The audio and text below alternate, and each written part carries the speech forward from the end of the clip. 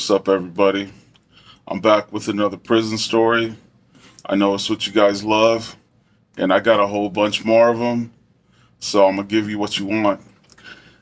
Just real quick, it has been brought up to me in a few comments that people are, I guess, glad or surprised to be getting these stories from a CO's point of view. I guess I don't know if I'm the only channel doing it. I mean, I don't think I'm the only channel, but mostly when you do a search, it's mostly inmates and convicts telling about, how their time was when they were in there. So, that's cool too. But I'm glad people are enjoying, my point of view. And, I'm not your typical CO anyways. The reason I say that is because, like I've said before, I grew up in the hood. I grew up in the projects. So I always made it clear to the inmates and convicts, like, hey, I'm not here to judge you. I'm not here to act like I'm better than you or anything. I'm just here to do my job and make sure your ass don't escape. But anyways, I like doing these stories because they're therapeutic for me. And, I sometimes forget to mention this, but I kind of do it for educational reasons too. So youngsters can maybe learn something from it, and even some old heads that still need to hear it. So anyways, let me get to the story. This one is going to be about an inmate at CADC Florence at CCA, and he was a kingpin. He was a shot caller, but he was from Florida. He was from a black gang over there. And, of course, I'm not going to say his name. We're just going to call him BK for Black Kingpin, because that's what he was. And he told me some pretty interesting stories. I got to know him pretty good from working level 5s, because he was high profile. Red flagged by the US Marshals because he was a shot caller. And that's what they do to a lot of the shot callers. They move them far away from their people so they have less power. And so that's why he was in Arizona. But anyway, the interesting thing is I had heard about him when he first came to our facility. They were saying there's this black inmate here. He's like this super dangerous dude you got to watch out for because he's a shot caller, and he's done some stuff to staff. And, people were saying, like, you really got to watch out for this dude. So I didn't know who he was yet because I had been working the 900 segregation unit for a couple weeks. They kind of like, sometimes what they would do is for a couple weeks you would work a certain pod or certain units, and then it would kind of like rotate. So I hadn't worked new seg for maybe a couple weeks. So I kept hearing about this dude, but so one night they had rotated our shifts, or our posts. I mean, so I was working new seg, and I noticed that there was a cell that was like really dark, and I looked at the paperwork and it said the dude was red flagged, and it said to have high caution with this inmate, that he was very assaultive towards staff, and all this, stuff. And so I kind of read some of his paperwork, and dude was asleep all night. Like, I didn't know at the time, but I guess he was on some pretty heavy meds for seizures. And that'll come into the story later on. I'm gonna talk about that. But anyway, so this dude was asleep all night. So I had like zero interaction with him until breakfast. And so I'll skip right to that, because basically what happened was when I came to his cell to feed him breakfast, because of the warning that was on his cell, next to his cell door, I kind of like looked in his window to try to see where he was at, right? Because anytime, I mean, any inmate in lockdown, unless you're really familiar with the inmate and you know that he has like no reason to try to hurt you or anything, you should always look in the cell and locate that inmate to see where he's at, right? So I looked in his cell and I could barely see him. It was so dark in there. He had his light completely covered. which a lot of the inmates do because understandably it's hard to sleep at night, with those lights inside the cells are sometimes they're pretty bright. So I knocked on his door and I said, "Hey man, you want breakfast?" And he was like, "Yeah." And I said, "Well, I need you to uncover your light then." And he was like, "What?" I said, "I need you to uncover your light." And he was like, "Man," he's like, "you ain't got to be scared, blah, blah, blah." And I was like, "Hey man, ain't nobody scared, bro. It says high caution on your door. So, I mean, I'm just doing my job, man. Like, I don't know you. I said, I'm not just going to unlock your food trap. I don't know you. And it says high caution. You're assaultive towards inmates or whatever." And he was like, "Oh, ha, ha, ha, this and that. You scared, this and that." I was like, "All right, man, whatever. I guess you don't want breakfast." So I moved on because we can refuse an inmate a meal, if they're considered extremely assaultive or whatever and they don't cooperate. So I went on to the next cell, and then, he started banging on his door and making a ruckus, getting all crazy and stuff. So, I told him, "All right, man, I'm going to call a sergeant down here to come talk to you." He was demanding to talk to a lieutenant, or sergeant, whatever. So a lieutenant ended up coming down, and it was a lieutenant that was like, familiar with him or whatever. And it was this lieutenant. I had worked with him for a long time. He was all right. We used to kind of make fun of him because he was an older dude, and he was so laid back, like so laid back. I mean, he was almost dead. That's how laid back he was. And we used to call him Marlboro Man. That's kind of what he looked like too. And so anyways, he comes and he's like, "It's all right, Diaz." He's like, "You can open this food trap." And, he's all right. And I was like, "Hey, LT," I said, "I don't know this guy. I'm going by the paperwork right here. It says he's extremely assaultive or whatever." So I told him, "If you want to feed him with that dark, with that light covered and that completely dark cell, then go ahead, sir." I said, "You feed him then."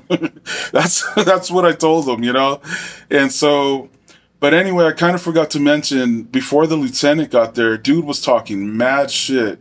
Just like, telling me I was scared and this and that, and like talking mad shit. And, the only thing I really told him was like, "Hey man, why the fuck would I be any more scared of you than I am of anybody else in here? Everybody in here is a killer, level 5 inmate. There's nothing but mafiosos and, that serial killers, Amistill, that I talked about in one of my other videos. He was upstairs, So I was like, why am I going to be more scared of you?" I said, "I'm just trying to do what the, what the directives, say." And I said, "Anyway, man," I said, "I grew up in the hood, man. I grew up in the projects, so don't even try to come at me like that." You know what I'm saying? So anyway, what ended up happening was I had so much respect in that level 5 pod from, like I said, the mafiosos in there, even that damn serial killer, that that morning when I left, I guess they got a hold of his ass. Like they had a talking with him or something, because the next night when I came in, a homeboy was like, "Hey, COD is," he's like, "Can I talk to you?" I was like, "Yeah, what's up, man?" And I already knew what he was going to say. He was like, "I just wanted to apologize for my behavior yesterday, he's like, "I didn't know, man." And I was like, "Yeah." I said, "I kind of figured that, I said, "How about now?" He's like, he was like, "Nah, man." He's like, I know." He's like, "I talked to some of the other cats in here and they brought me up to speed, I was like, it's cool, man." I said, I don't hold any grudges. We can move forward, we can move past, from that. So anyway, we started getting along, and he started, opening up and telling me some stories and stuff, because I asked him, I said, "So what's your deal, man? Why all this, why are you red flagged by the marshals, and why all this be careful with you and this and that?" And he, he was pretty honest about it. He said, "I'm going to tell you, man." He said, "I'm a dangerous dude," And he said, "Not like I'm just this physically dangerous dude." And to give you an image of what this guy looked like, picture Lil Wayne, the rapper, but taller, like maybe about like 5'9", 5'10". He wasn't like a physically imposing dude. And he was full of tattoos, just like Lil Wayne. I mean, his face, everything. I mean, he was, even his arms. I mean, he looked like a freaking, like, you see them Egyptians with all the writing on them. That's what it looked like to me. And it was funny. And this isn't a racist comment. This is just facts. He was kind of dark complected, so you really couldn't see the tattoos until you got kind of close to him. You know what I mean? But anyway, so, you know, he just started telling me, like, you know, he's like, I'm, you know, just like you've heard, I'm a kingpin, I'm a boss, you know, and like I got people, man, like, and he's like, you know, I've sent people to a CEO's house before, because, you know, he said there was this this CEO that, you know, according to him, I'm sure the CEO has his side of the story, but I've seen it happen, like CEOs being disrespectful or just running their mouths, you know, for whatever reason, you know, because they think they can, or whatever, you know, or maybe they're racist, I don't know. But he said this CEO kept running his mouth and disrespecting him. And he said he gave him several warnings, you know, like, man, you know, you better quit messing with me because I'll send people to your house, dude. And he said the CEO was like, man, whatever, you ain't nobody. And this happened in Florida. I forgot to mention that. This happened in Florida. Okay, so so supposedly he said like 2 or 3 different occasions the CEO was very disrespectful to him. So he said, Diaz, he said, listen to me. He said, this is what I did. He said, I had some of my people, well, actually first, he said, you already probably know this because you've been doing this a while, but he said, you know, CEOs are crooked. Some CEOs are crooked. Some staff is crooked, like counselors, nurses, lawyers, especially lawyers. But he said basically he had some of his people bring him some cash, sneak some cash into the prison. You know, I don't know how they got it in, but they do it all the time. You know, dirty lawyers, like I said, or during visits or whatever. But anyways, he paid this CEO money to tell him what car belonged to that CEO that was disrespecting him, right? So then he said he had a chick that worked at DMV or MVD, whatever they call it over there in Florida. And he said they ran his plate, got his home address, and he said, Diaz, he said, it's as simple as that, man. He said, don't trust these other CEOs, man. And I'm like, dude, you ain't got to tell me, man. Like, I had a tight circle at CADC, man. There was like maybe 3 to 5 CEOs that I kind of trusted, and there was one CEO that I trusted completely, and he knows who he is. That's my boy DW. He knows who he is. That's my white brother right there. But anyways, so like he told me this CEO gave him the info and he ran the plate, found out where dude lived. So check this out. This is what he did. This was like out of the box, like slick, crazy. So he had one of his customers, you know, that bought drugs from one of his dudes that sold, right? One of his street dope men, paid this clean-cut looking white dude to go with him to that CEO's house, right? All he had to do, I forget, he paid him like, I don't know, about $500 or something. All the dude had to do was go, he went and knocked on the door, and, excuse me. He went and knocked on the door, and when the CEO's wife came to the door, she was looking through the peephole, right? He said, Miss So-and-so, he said, I work at the prison with your husband, CEO, you know, blah, blah, whatever. And he's been in an accident. And she was like, what? He said, yeah, he's been in an accident. He's in the hospital. And, you know, we need for you to come down to the hospital because they don't know if he's going to make it. So understandably, she freaked, man. I mean, they had like a baby, like a young baby, and I think another older child. So right away, man, she's looking through the peephole. And I forgot to mention, I don't know if I mentioned, the CEO was white, his wife was white. So he knew that. So he knew she would feel comfortable with another white, you know, with a white person at the door. Not saying that everybody's like that, you know, but just saying he was pretty confident and he was right, you know. So she opened the door.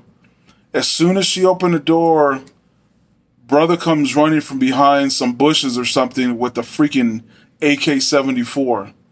Now, if you don't know what an AK-74 is, it's like a kind of a chopped down version of an AK-47, and it shoots a smaller caliber round. I think it's like a it might shoot the same caliber as like a AR-15, you know, or an M16, like a 5.56, I think. But an AK-74, that's a badass weapon right there, man. I wish I had one. That's a tight ass weapon. But anyway, he came running in with the AK-74, knocked her down to the ground, and pointed it at her face and told her, "Bitch, get your cell phone out." And she was like freaking out, you know, understandably. She's got this dude on her chest pointing a freaking AK-74 at her. And so she's like, "Oh my God," you know, he's like, you know, he's like, "Bitch, shut the fuck up and get your cell phone out. Call the prison." So she did what he told her. She got the cell phone out, called the prison. He let her get up. He told her, "Get on the effing couch," you know? And so she's like all freaked out. He's like, "Get your husband, tell him you need to talk to your husband. Tell him it's an emergency." So she did it. She was like stuttering and, you know, crying and stuff. But, you know, she did it. She got him on the phone. And when she got him on the phone, she said, "He's on the phone." He said, "Give me the fucking phone." So she hands him the phone. And he says, "Hey, CO, whatever." He said, "This is, you know, whoever, blah, blah. I'm BK's man." He said, "I'm here at your house with your wife and your baby and your other kid. Now, which one of them do you want me to kill first?" And he said, dude was like, there was like silence on the phone. And the dude was like, started stuttering and like, what? Like he was in disbelief, you know, like anybody would probably be. And he started begging, like, "Please don't hurt my family. I'm so sorry. You know, I'll never disrespect BK again. I'm so sorry, man. I'll do anything. I'll give you money. Please don't hurt my family." You know, I mean, I'm not laughing because it's funny. I'm just laughing because that's crazy. And like, I mean, I would have did the same. I mean, I wouldn't have been in that situation, but I would have been begging for my family's life too, you know? So basically, dude told him, "This is your last fucking warning, man. You disrespect BK again, and next time we're killing them, all three of them, and then we're going to kill you." And then he was like, you know, hung up the phone, you know, and they left her, you know, they left her like that. And, you know, they didn't assault her or nothing like that. They left her, right? So, you know, obviously homeboy was shook the fuck up. Didn't bother BK anymore. I mean, they wouldn't even let him work anywhere near him anyway. BK, obviously, he caught more charges for that. I think it was like breaking and entering, obviously, or trespassing, something like that. Assault, making terrorist threats, organized crime, you know, because he was the shot caller. He ordered it, basically. So he got, I don't know, he was already doing like a life sentence, I think, for ordering some murders and stuff, and like possession of all these drugs and firearms and shit. So he didn't care. You know, it added like another, I don't know, 12, 15 years to his sentence, but he didn't care. So, so that was one of the crazy stories he told me. I'll tell another crazy story he told me probably in a different video, I think. But, basically, the other thing that was very interesting that happened with this inmate is, like, one day, he just out of the blue asked me about, this assistant warden there at CCA. And obviously I won't say his name, but he's a big fucking dickhead. And nobody liked him. He was a straight up asshole. And I remember the very first night that this warden showed up at our facility, like on our shift, on graveyard shift, to introduce himself.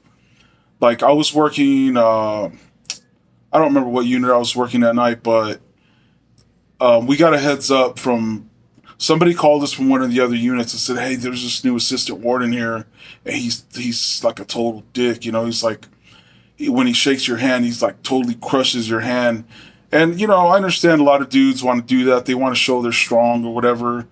And I don't like to do that to people. And I'm not going to brag, but I'm pretty strong. I got a strong ass grip.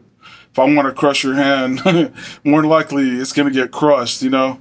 But I heard he was even doing this to females, female COs. So me just being me, man, I shouldn't have done it.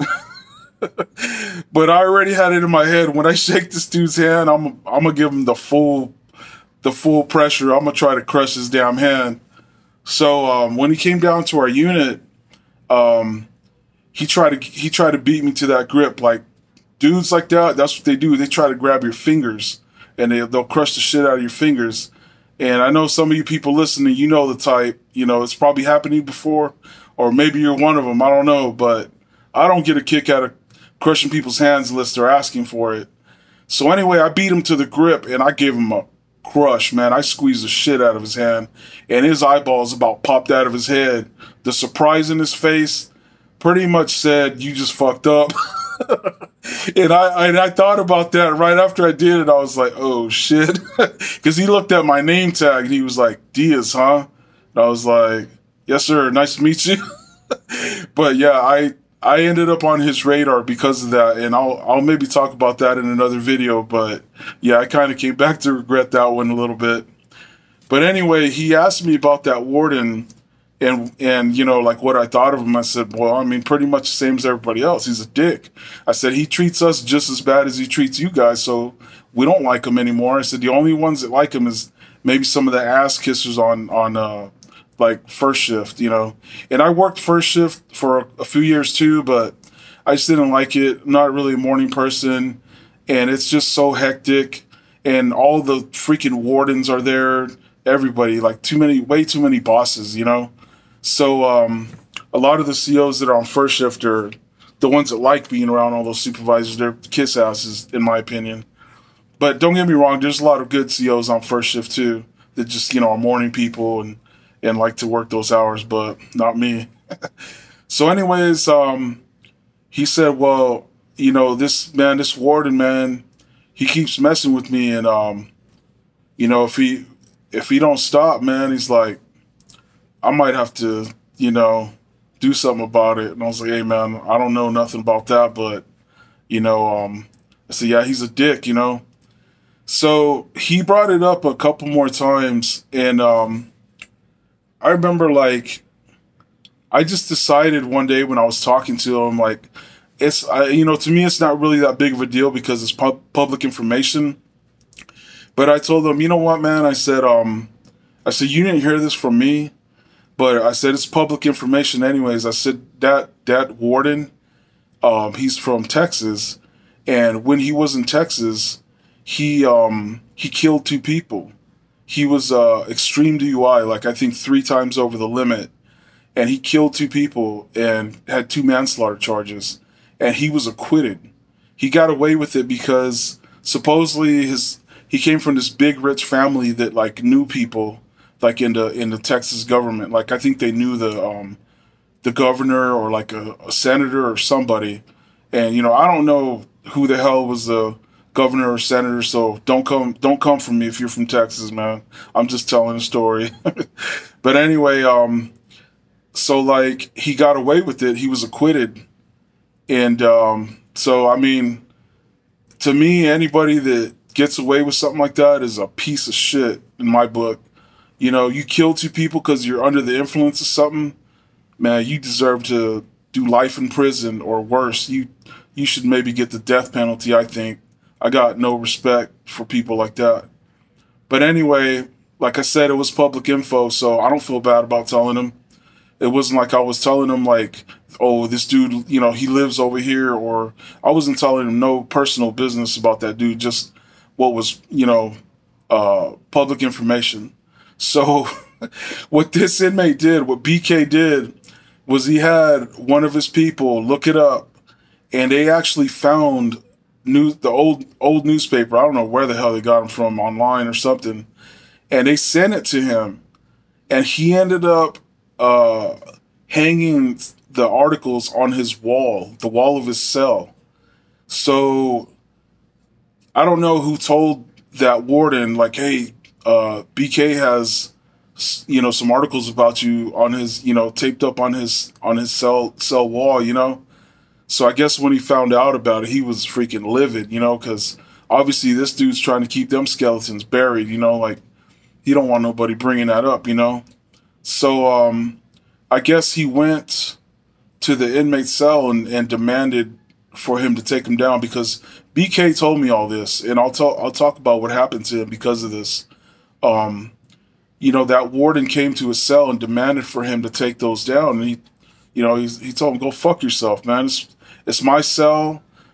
They're in, because there's like a certain space like where you can hang pictures or whatever, as long as it's not vulgar or like obscene or like, I don't know, like there's guidelines you got to go by. It can't be like fucking threatening or obscene or anything like that. But basically the warden was like, you need to take that down, or I'm gonna have you forcefully extracted from your cell, and we're gonna take all that shit down. So he wouldn't take it down, so they cell extracted him. They gassed him. They went in and smashed his ass, and they tore down the articles and they took all his stuff. And this is where I'm gonna talk about. He was on some heavy meds for seizures, right? Now, I don't want any former COs or cops out there thinking, oh, you're some inmate lover or something. No. But one thing that I believe is you have a right. I don't care what you did or what you're doing time for. You have a right to certain things. Your medical needs being met and to be treated like a human being, as long as you're not acting like a piece of shit and, fucking, just, not cooperating or being assaultive, all the time or something. But anyway, so they took all his stuff away and they moved him to Medical 1 ISO, which is like, Medical 1 was like a unit where they took all the inmates that were like really super sick, like needed to be quarantined or isolated or something, or just needed so much care that they needed to be, in that ISO unit. So they took all his stuff away from him, and for whatever reason, I don't know if his seizure meds got lost, got thrown away, flushed down the toilet. I don't know what they did with him, but he didn't get his seizure meds. According to him, he didn't get his seizure meds for like, I think he said like over a week or almost 2 weeks or something like that. So he started having seizures like nonstop. And it fucked him up bad, and so like he started dropping all this weight, and he was just like messed up, and like I said, that's not right. I mean, you want to punish him by the proper means or whatever, then yeah, I mean, do it, but I don't think it's right to take his meds away like that when he needs them to basically function properly, So, I ended up seeing him in Med 1, like, a couple of weeks after this happened, and I was, like, tripping out on him. I was like, because he didn't even look like the same dude, and that's when he told me the whole story of what was going on. I was like, damn, man, that's crazy, I almost, I told him, now I kind of regret telling you that, and he was like, nah, man, he's like, it's all good, He's like, I'm, it's the truth, it needs to be known. Like, people need to know what kind of a piece of shit that warden is, He's like, I don't regret it. He's like, yeah, I'm fucked up now. He's like, but I'll get through it, So, I mean, anyway, like, I know that the person I'm talking about, he's not a great person. He's not, he's not a good person by far. I mean, he's a leader of a organized crime, syndicate, whatever you want to call it. Excuse me. And, back in Florida, he's ordered murders. His crew, his clique, they sell drugs and who knows what else, probably like prostitution and stuff like that. But I'm just telling a story about a convict, told me his stories basically, and his a lot of the things he did over there in Florida, and some of the things here in Arizona, and just kind of bringing to light that, you know, some of those stories that you hear about crooked ass wardens or crooked ass COs. I mean, I hate to say it, but it's true, you know. And I worked with some of them at CCA and at DOC, and I got some pretty good stories about at DOC some crooked ass COs that I worked with, but I'll tell those in another video. But you know, obviously, I want to you know, say also that there's the majority of the people I worked with were good people, stand-up people, just there to do a job, you know, weren't trying to be super cops or punish the inmates, because that's not what we're there for. We're just there basically to make sure they don't escape, make sure they're not burning the place down, killing each other or killing us, you know, and that's pretty much it, you know. So I hope you guys like this story. It was, you know, kind of crazy, but you know, that's what happens in there, you know, and I got plenty more of them. So for now, that's it. Your homie, Big Cisco. Peace.